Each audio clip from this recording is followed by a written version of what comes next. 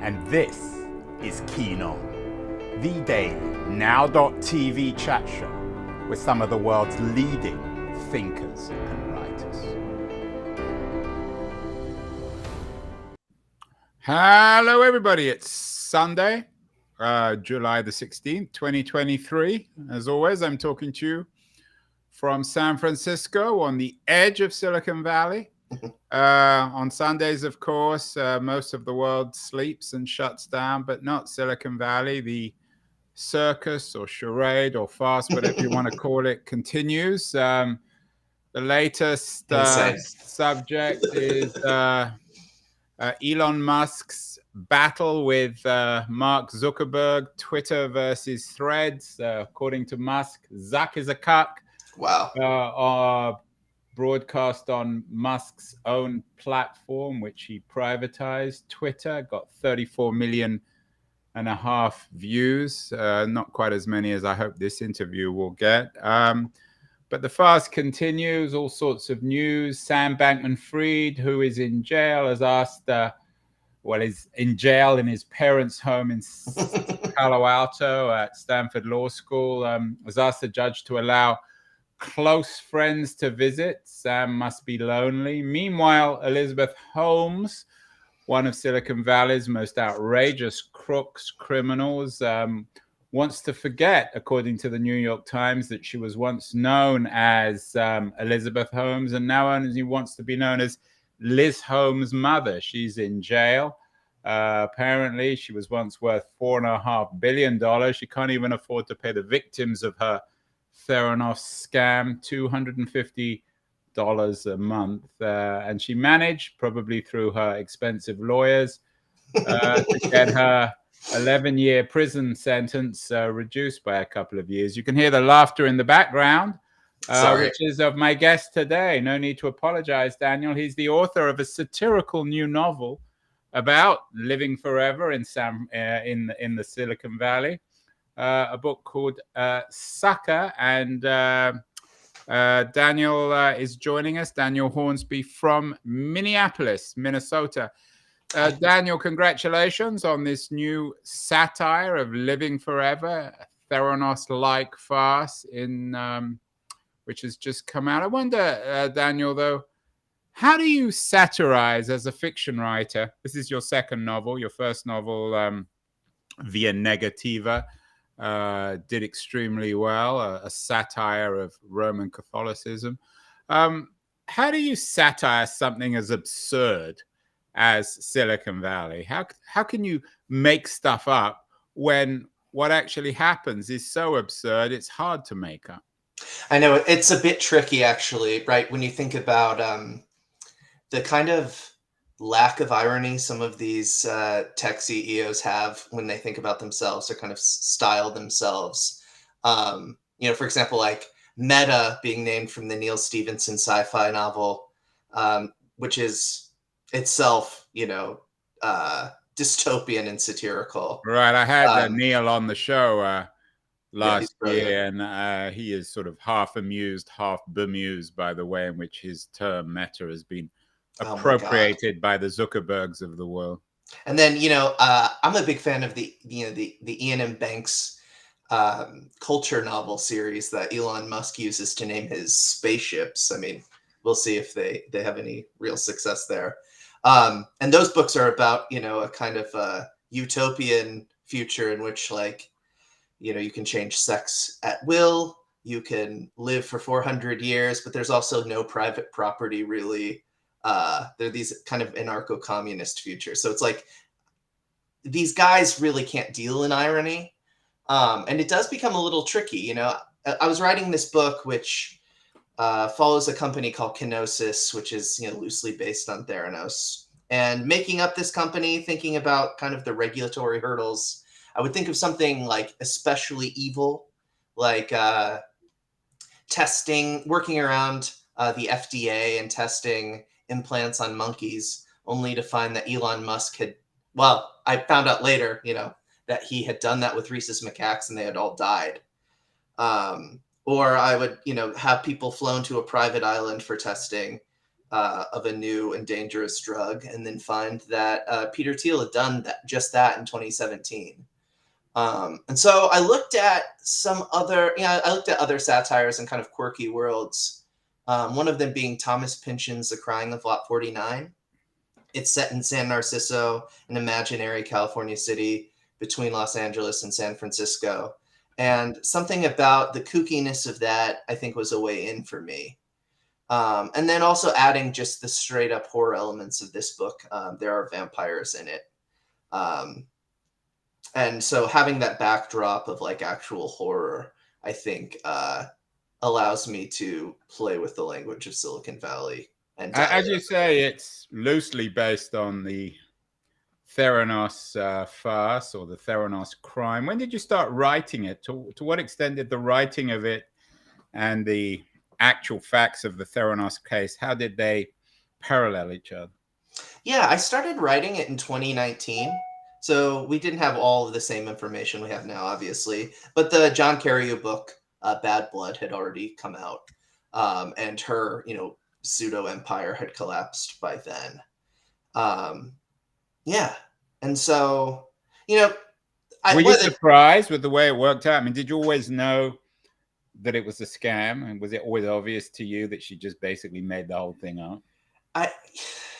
With Silicon Valley, I mean, maybe this has just been played to death here, but like, I feel like a lot of these CEOs and kind of thought leaders sit somewhere on the scammy spectrum, right? Like Elon Musk and Tesla are essentially too big to fail, I think, because of, Tesla is considered a blue chip stock, though there are a lot of people kind of betting on futures against them all of the time. And so like he sits on the same kind of scammy spectrum for me as Elizabeth Holmes. I think I'm just inherently skeptical of these people. Why did you choose a female? Of course, as your fictional, I wouldn't say heroine, but the main character dominated by a woman called famed Harvard dropout and biotech darling Olivia Watts. I mean, of course, Holmes was a crook or is a crook and is now in jail. But most, as you know, most of the crooks and hucksters who run Silicon Valley are male. And there's something very male about it. Why did you choose to pick a woman as your main character? Yeah, so my narrator is the scion kind of like a Koch brothers-like family, a billionaire industrialist family. And to get money to fund his punk DIY label who knows nothing about his devious parentage, he works for, a Harvard classmate's successful biotech startup. And he is appropriately called Chuck Gross, although originally Charles Grosshart Jr. Just exactly an appropriately gross name. Thank you. And I think what's interesting to me is that, obviously Theranos has this direct connection with blood. And I would just joke about I joke with my friends about, like, oh, Theranos, vampires, I'm going to play with this idea. But then I really saw that parasitism is a good way to think about this kind of stage of the tech life cycle, whether it's, just siren servers and our data being mined without our consent constantly, the actual kind of infiltration of the body that some of these people want to do, whether that's on the genetic level or kind of a mechanical level. The quest for immortality among the super rich, which is very real and strange. And so the more I thought about it, the more I kind of found that this thinking about vampirism and parasitism was a fruitful way for me to kind of like access this world and find a point of entry. And of course, the idea of living forever is something that's not just an absurdist fantasy. We've done shows on it, one with an entrepreneur called Sergey Young back in 2021. He believes that we can live to 200 and he thinks that's a good thing. He had a new book out, The Science and Technology of Growing Old. How do you make sense, Dan, of this ambition of real people like Peter Thiel in particular, who's obsessed, of course, with blood transfusion, with living forever? Are they just greedy? Are they not willing to accept that we only get 60 or 80 or 90 years if we're particularly lucky? I mean, I think part of it is that these people bend reality around them all the time. I mean, it's very tragic, the situation with the submarine a couple of weeks back, where but you have some very wealthy men on that sub, right? And I think that they, in some ways, like believe the laws of physics could be bent around them. Um, and in many ways, people like Peter Thiel, Elon Musk, Mark Zuckerberg, they've won the lottery of the capitalist game, and why would they try to give that up, right? Uh, they have more money than the GDP of many countries. Yeah, so I think for them, it's like I think it's a common obsession among the rich, and you see a lot of old rich people from previous, ages of industry, uh, thinking more in terms of legacy and building libraries or concert halls, or commissioning huge works of art.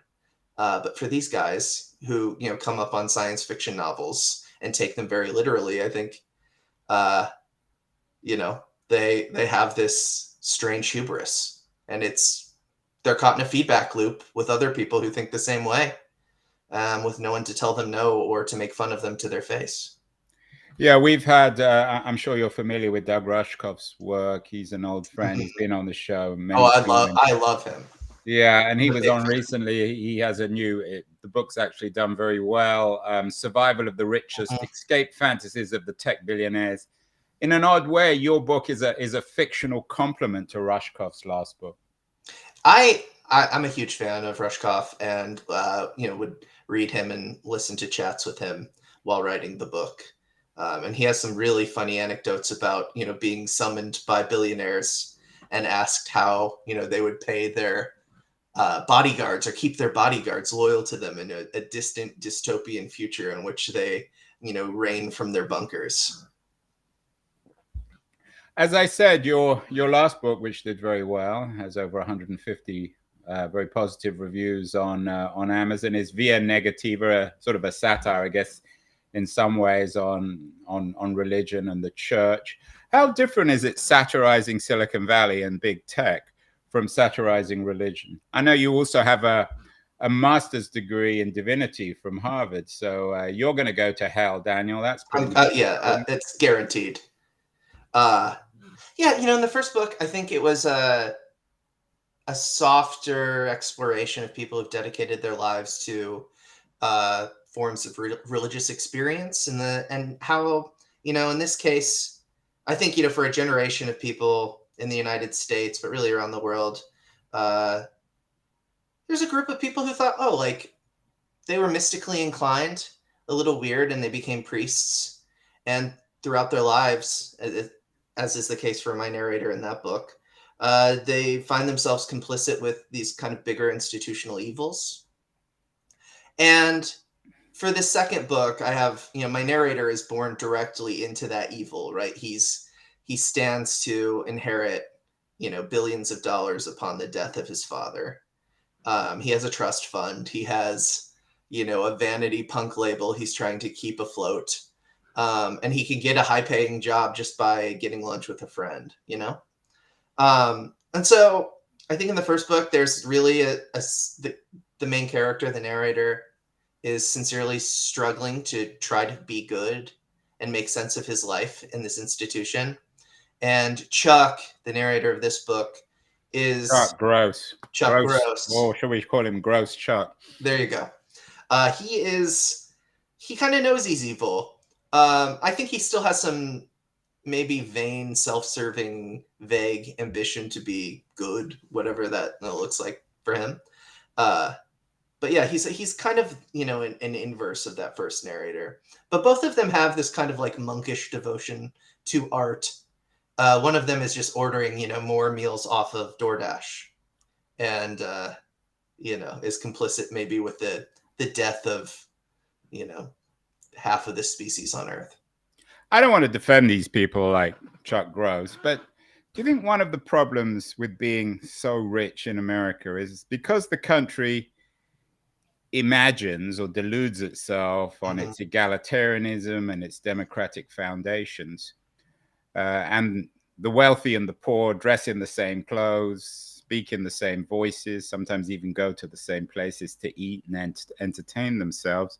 watch the same TV shows, Mhm. probably don't read the same books, because the very rich and the very poor probably don't read books. But um, the problem is that this country is, for better or worse, a highly feudalized place of enormous inequality.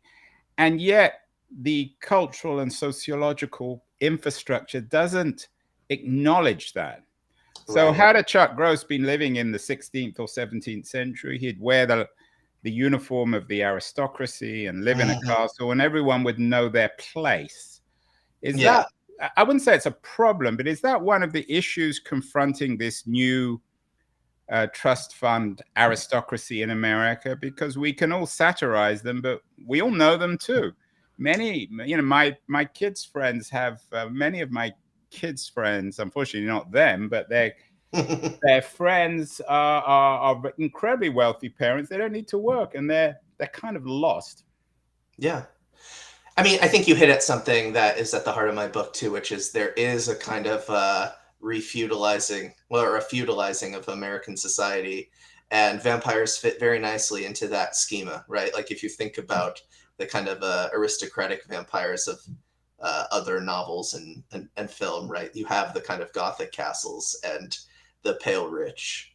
Um, And it came out, of course, of Transylvania, which was, if not feudalized, certainly an inherently aristocratic place of peasants and lords. yeah.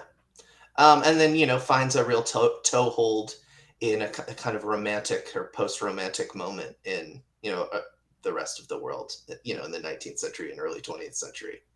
um, I would say part of the fun for me in writing this book too is like Chuck, our narrator. um, he knows the subtle signs and how to see, like, oh, other rich people, to play the kind of the mind games that he was brought up playing at the dinner table. He can kind of scan someone and understand their background just kind of sartorially.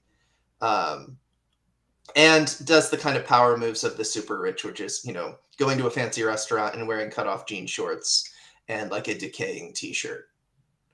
Um, But but yeah, even, even Zuckerberg or Musk, they would do that. I mean, if we didn't know yeah, who oh they yeah. were, they would show up in a restaurant looking as disheveled as people right off the street. I wonder, should we in any way, and I'm not suggesting we should, Daniel, but should we have some sympathy with the Daniel, not with the Daniel, that was a Freudian error, the Chuck Grosses of the world. The Washington Post loved the book. They called it a caustic satire of obscene wealth. I mean, Chuck Gross is damned if he does, damned if he doesn't. It's not his fault he inherited all that wealth. He doesn't know what to do with it. If he gave it all away, people would be satirizing him for his Yeah. innocence or his lust for virtue. If he spends it all on himself, we just hate him even more. Is Right. there anything that the Chuck Grosses of the world can do to make us a little bit more sympathetic? Yeah, and Chuck, in this case, he sees himself as a kind of Peggy Guggenheim or Panonica de Koenigswater, trying to, foster and cultivate space for difficult art. In this case, noisy, caustic punk music. Um, and obviously, there's a certain parasitism there too. I mean, super rich people have always had this kind of interest in being patrons of the arts. I think on top of it just being, oh, are you there? Yeah. Okay, sorry, my monitor just blinked out there. But in addition to it being kind of an painting kind of coming out of banking, uh, I think there are people who sincerely want to use their money to help bring art into Should the we world. admire Bill Gates, for example, who spent half his life ripping the world off and then half his life giving all the money back? I personally don't admire him. I think Bill Gates has done a lot of work whitewashing the reputations of the super rich. You think about him and Warren Buffett sitting down at a diner, maybe in Omaha, Nebraska, eating a hamburger, and that's essentially propaganda, so that we don't have to see the strange ways in which their money moves through the world. I think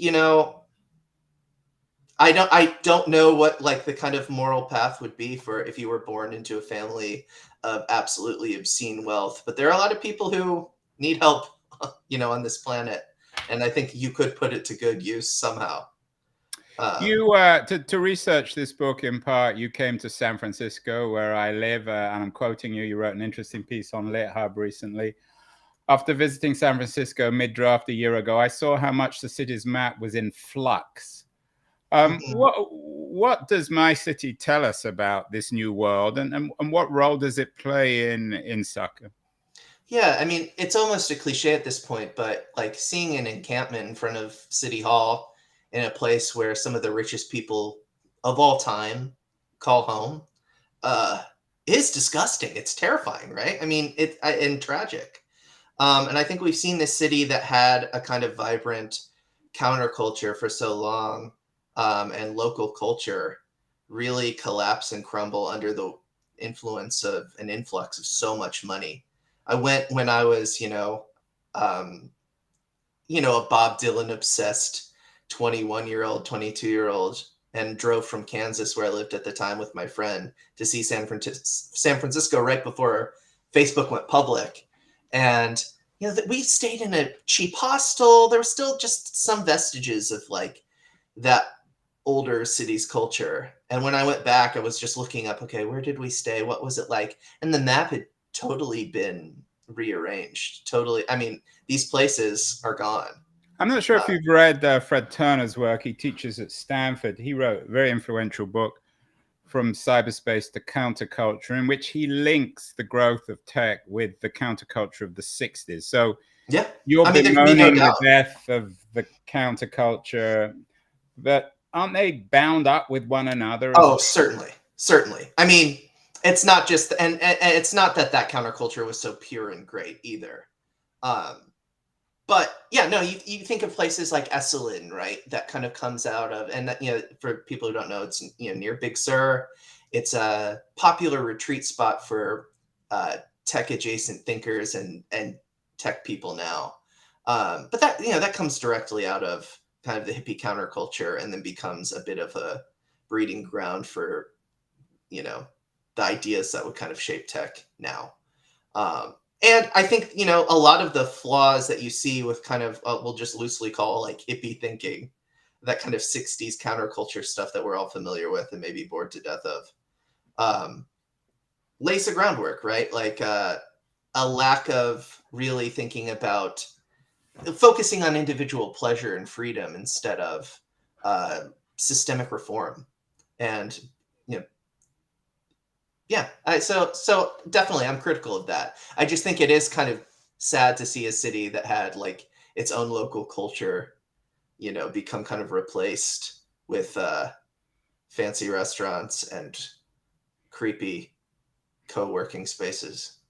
Yeah, I was struck. You wrote an interesting piece, as I said earlier, for LitHub about 8 books that help us make sense of uncanny Silicon Valley. And one of the books that you had is one of my favorite, David Lodge's Changing Places. Oh, I love it. Which is a book about the 60s in San Francisco. And Morris Sapp, sort of almost like an Elon Musk style academic. Yes.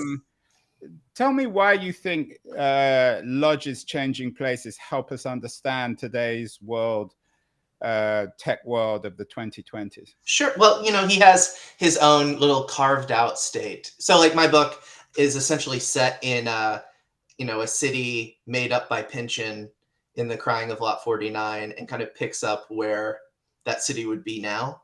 Kind of imagining, okay, there's another little tech hub between LA and San Francisco built out of that world, as part of the kind of like parasitism of the project, I guess. And but David Lodge, he has Euphoria State, which is also kind of chiseled out of California, or is a kind of parallel universe California.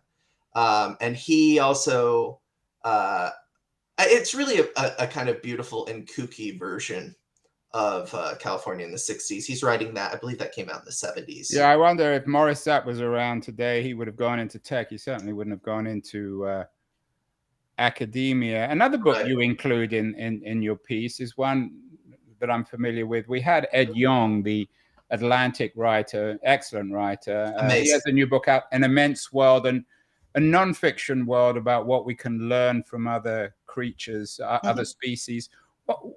How can Ed Yong help us make sense of this surreal world we live in, Dan?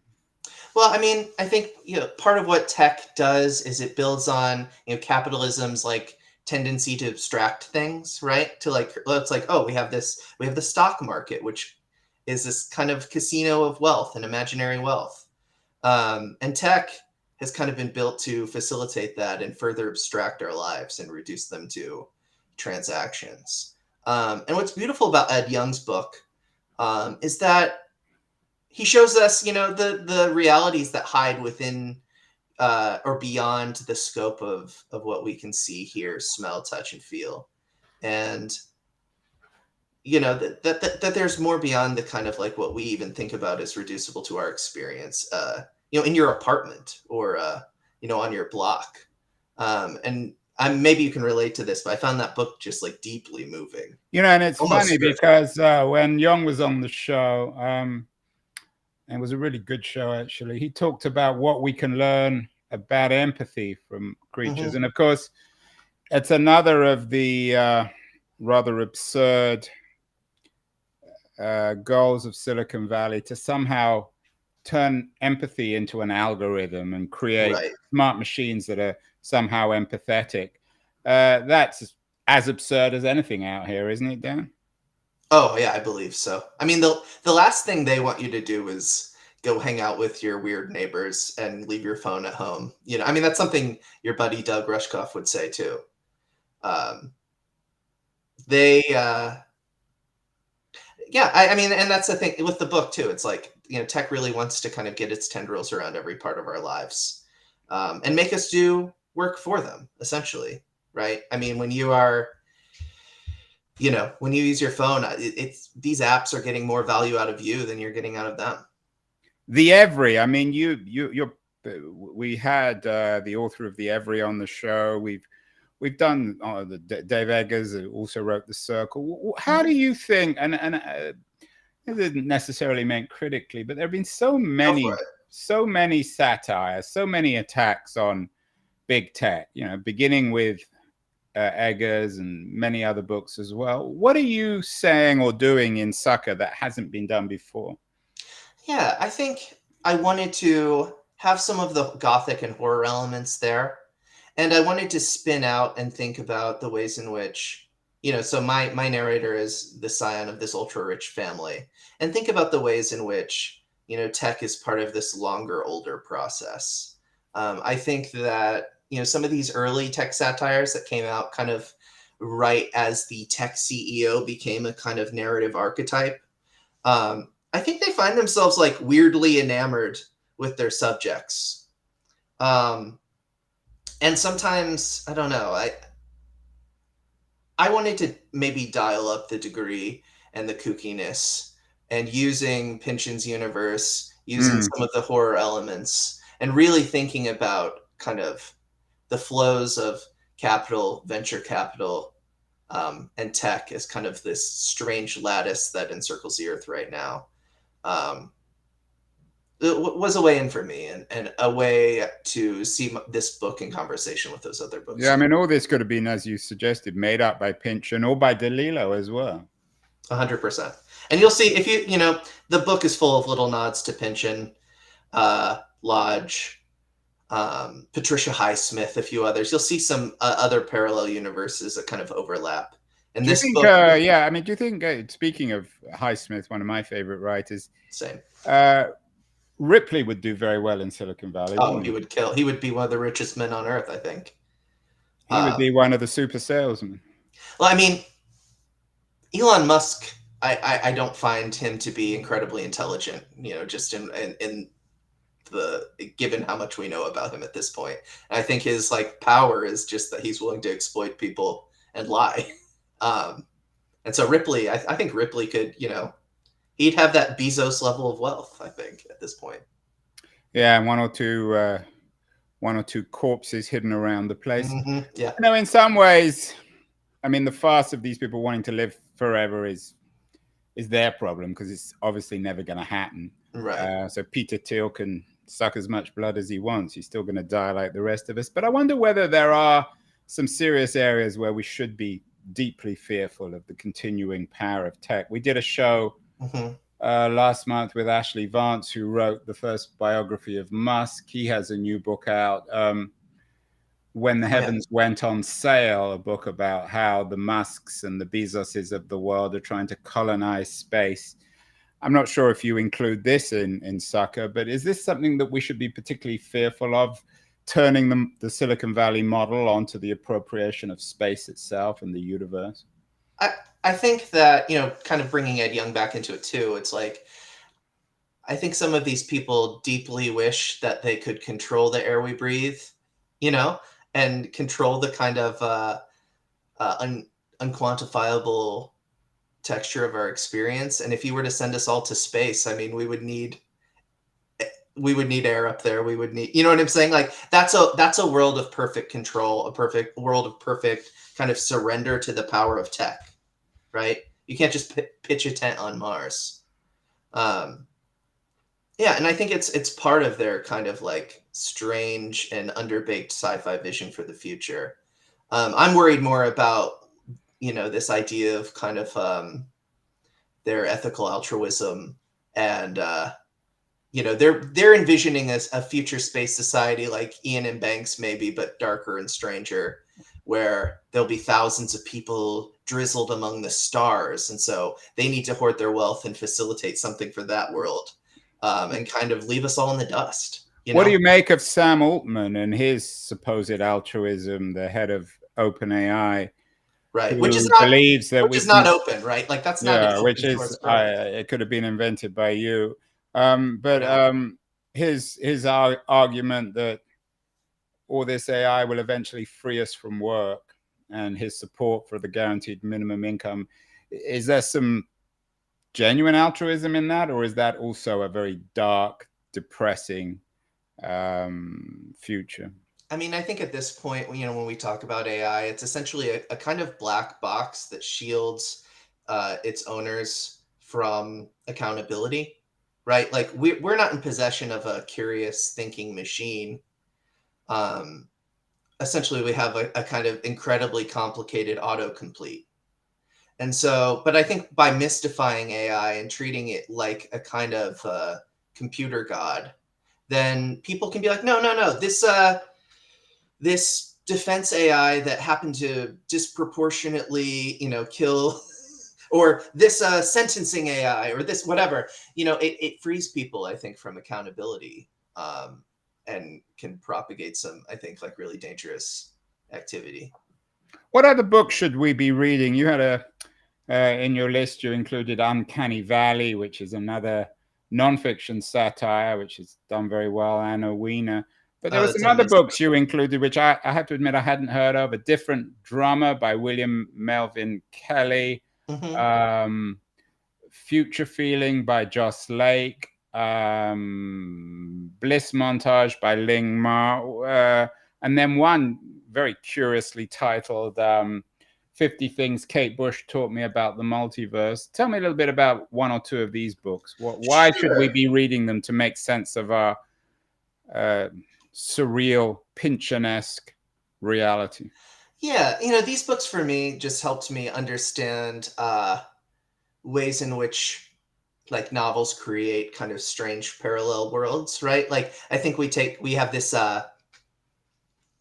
kind of default to a certain, especially in the United States, a certain default to a brand of realism that comes out of the 80s and 90s and still dominates the aesthetics of fiction.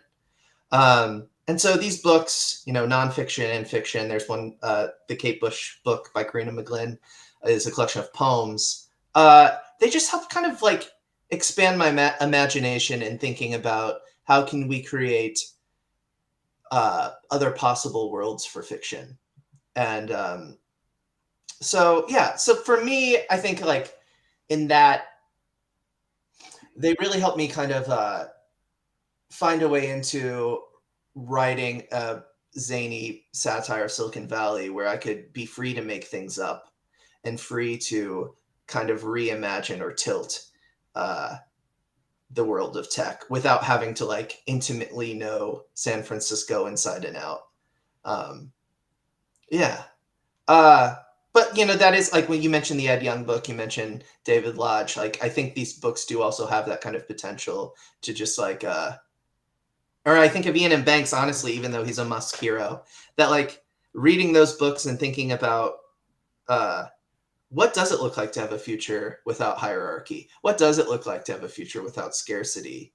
That thought experiment is, I find it moving and strange, and it has helped me kind of navigate my own political leanings. Final question, Dan. We live in an age, again, you don't need me to tell you this, where the zeitgeist has swung very defiantly and definitely against tech. Mm-hmm. Your book will have a sympathetic audience, I think, of people who already are deeply suspicious of the extreme wealth and the implications of technology. How does one write a really daring, dangerous book now about tech? No, I mean that's one of the strange things about writing a book, right? Is that I started this book. I was a waiter at a diner in Memphis, Tennessee, in 2019, and so some of this tech fallout. I mean, it was already on its way, right? Like Theranos had happened. I believe the kind of SoftBank WeWork collapse was happening, but I don't think it had quite calcified, and I still see a lot of tech optimism when I talk to people that like tech is going to save us from ecological disaster, that tech is going to kind of reorganize our economy. And so I think at this point, what we need are kind of radical reimaginings of the world that get away from this thing that, because essentially tech is a tool, and that we actually need a change in consciousness. That I think really deals with systems, and Americans especially, I think, are bad about thinking about systems, and I think people are increasingly, I think, more literate in that regard. But for the most part, it's like you mentioned earlier, people have this kind of false vision of a meritocracy. They can pull themselves up by their bootstraps, and I think we need to kind of reimagine and have some kind of vision for the future here that doesn't just rely on a kind of like ghost in a computer fixing our problems.